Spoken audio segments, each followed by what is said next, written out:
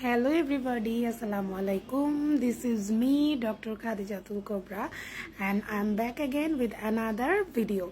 So অনেকদিন পর video make করছি। আজকে আপনাদের সাথে আমি কিছু ব্যাপার নিয়ে কথা বলবো। আমরা আমাদের ফেসের দাগ নিয়ে অনেক বেশি চিন্তিত থাকি। এখন কথা হচ্ছে ফেসের দাগ। সবাই একটা কমপ্লেন করে যে আমার ফেসে দাগ হয়ে গিয়েছে। এখন দাগটা কিসের এটা কিন্তু বুঝতে হবে। আপনার দাগটা ব্রণের জন্য খুব কমনলি যেই কারণে দাগটা হয়ে থাকে, যে ব্রণের জন্য দাগ হতে পারে, অনেকের মেস্তার জন্য দাগ হতে পারে, অনেকের ফ্রিকলস পড়ে যেতে পারে। মেস্তা বা ফ্রিকলসের কারণও কিন্তু এক একজনের ক্ষেত্রে এক একটা হতে পারে। অনেকের কোনো কাটা দাগ হতে পারে, অনেকের দেখা যায় অ্যাক্সিডেন্টের কারণে দাগ হতে পারে, অনেকের দেখা যায় যে পক্সের দাগ হতে পারে, বা অনেকের দেখা যায় অ্যালার্জি বা কোনো লেশনের কারণে বা কোনো ইনফেকশন, ফাঙ্গাল ইনফেকশনের কারণে দাগ হতে পারে। সো এরকম কিন্তু অনেকগুলো কারণ রয়েছে দাগের। তবে খুব কমনলি আমরা যেটা পাই সেটা হচ্ছে যে ব্রণ থেকে দাগ এবং মেস্তা বা ফ্রিকলস থেকে যে দাগগুলো হয় সেটা। এখন এই দাগগুলো কেন হয়েছে সেটা কিন্তু আমাদেরকে ফাইন্ড আউট করতে হয়। এই জন্য আমাদেরকে দাগটা দেখতে হয়, বুঝতে হয় যে আপনার এটা কিসের দাগ, এবং তখন কিন্তু আমরা বলতে পারি যে এই দাগটা অ্যাকচুয়ালি কীভাবে যাবে, বা আমাদের কোন প্রসিডিওরে বা কোন মেডিকেশন বা কোন প্রসিডিওরে আমাদেরকে যেতে হবে। যেহেতু এখন অ্যাস্থেটিক ডার্মাটোলজিটা এত বেশি ফাস্ট হয়ে গিয়েছে, এত ডার্মাটো সার্জারি এখন এত পপুলার হয়ে গিয়েছে, সো সবাই এখন না জেনে না বুঝে ডক্টর কনসালটেশন ছাড়াই ট্রিটমেন্ট নিচ্ছে।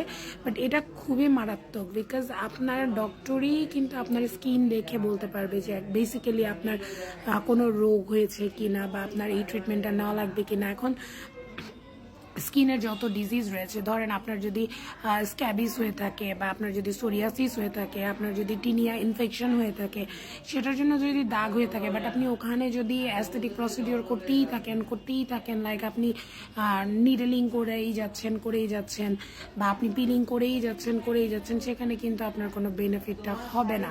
সো ওই কারণগুলোর জন্য কিন্তু আপনাকে ডক্টর দেখাতে হবে।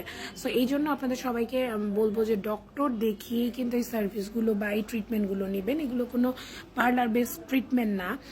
বোটক্স বলেন, ফিলার বলেন, বা আপনি মাইক্রোনিডলিং বলেন, পিলিং বলেন, এগুলো কোনোটাই কিন্তু কোনো পার্লার বেস ট্রিটমেন্ট না। এগুলো হচ্ছে আমাদের ডক্টরের দেওয়া সার্ভিস। এখন আপনি আমাকে বলেন, আপনার যদি কোনো অপারেশন হয়, বা আপনার যদি এখন প্রেশার বেড়ে যায়, বা আপনার যদি হাঁচি কাশি জ্বর হয়, আপনি কি পার্লারে যাবেন?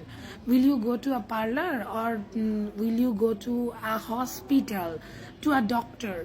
You will go to a doctor, right? You will go to the hospital for the treatment. So এগুলো যেহেতু একটা ট্রিটমেন্ট, সো এগুলোর জন্য আপনাকে ডক্টরের কাছে যেতে হবে। ডক্টরের কথাবার্তা শুনে, কারণটা বুঝে দেন একটা প্রপার ট্রিটমেন্ট প্রসিডিউরের মধ্য দিয়ে আপনাকে যেতে হবে। সো সবাই যে ভুলটা করে যে ডিজিজ হলে সেটাকে চিনতে চেষ্টাও করে না। দেখা যায় যে আমি এটাই করতে চাই। So this is very wrong. So আপনাকে যেটা করতে হবে যে আপনাকে একজন ডক্টরের কাছে যেতে হবে।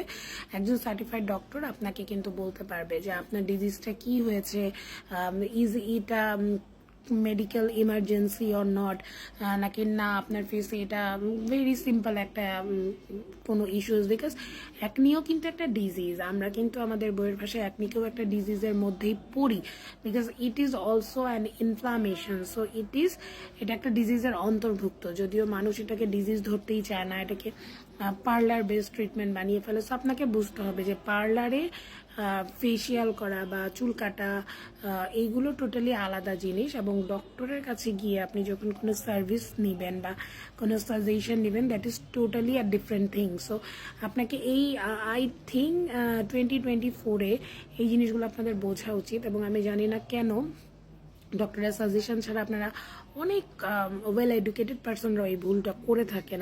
আমি মানে দেখেছি বিভিন্ন জায়গায়, অনলাইনে অফলাইনে। সো এই পার্সোনাল এক্সপিরিয়েন্স থেকেই আমি বলছি যে উইচ ইজ ভেরি রং। এই জিনিসগুলো আসলে মোটেও ঠিক না। সো আপনাকে যেটা করতে হবে সেটা হচ্ছে অবশ্যই এই জিনিসগুলো থেকে অবশ্যই দূরে থাকতে হবে, এবং যার কাজ যেটা নিয়েই কাজ করে, পড়াশোনা করে, গবেষণা করে, তাকে সেটা নিয়ে কাজ করতে হবে। ঠাস করে আমার কোনো মেডিকেল নলেজ নেই, আমি জাস্ট পার্লার বেসড আমি এমনি বলে দিলাম, তার থেকে আমি ট্রিটমেন্ট নিলাম, এটা কিন্তু মোটেও ঠিক না।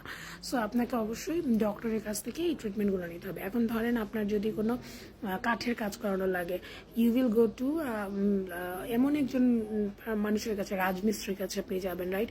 আপনার যদি কোনো লাইক কোনো কাপড় চোপড় বানানো লাগে, you will go to a tailor, right?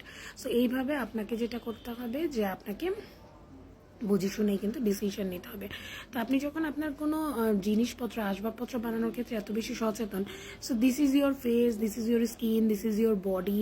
So আপনার বডিকে নিয়ে আপনি কেন এতটা বেশি আনকনশাস হয়ে যাবেন যে মানে আপনি আপনার অবচেতন মনে আপনি যে কারো কাছেই গিয়ে ইনজেক্টেবল প্রসিডিওর করছেন বা যাই কিছু করছেন? আপনাকে তো একজন ডক্টরের কাছে যেতে হবে, because the doctor has the knowledge about your anatomical condition. আমাদের যে অ্যানাটমি, ফেশিয়াল অ্যানাটমি বলেন, দ্য হোল অ্যানাটমি বলেন, সব কিছু সম্বন্ধে একটা ভালো জ্ঞান একজন ডক্টরের আছে। সো এই জিনিসটা আপনাকে কিন্তু একটু বুঝে শুনে আপনাকে হচ্ছে ডিসিশন নিতে হবে। You have to choose your injector, you have to choose your doctor, and then you should take that procedure, right? So এই কারণেই আমার একটা মানে একটা সাজেশন থাকবে যে আপনি যার থেকে ট্রিটমেন্টটা নেবেন সে ডক্টর কিনা এটা যাচাই করে নেবেন, বিকজ একজন ডক্টরের কাছ থেকে নিলে আপনার একটা ভরসা বা একটা বিশ্বাসের একটা জায়গা থাকবে, এবং অ্যাটলিস্ট আপনার কোনো ক্ষতি হবে না, বা যদি খুব সামান্য পরিমাণ ক্ষতি হয়েও যায় সেটাকে কিন্তু সলভ করার একটা ব্যবস্থা করা হবে। সো আজকের ভিডিওতে আমার এটাই বলার মেইন উদ্দেশ্য ছিল। আশা করছি ভিডিওটা আপনাদের সবার কাছে অনেক ভালো লাগবে। সবাই অনেক ভালো থাকবেন, সুস্থ থাকবেন, এবং আমার জন্য অনেক অনেক দোয়া করবেন অবশ্যই। খুদা হাফিজ, আসসালামু আলাইকুম।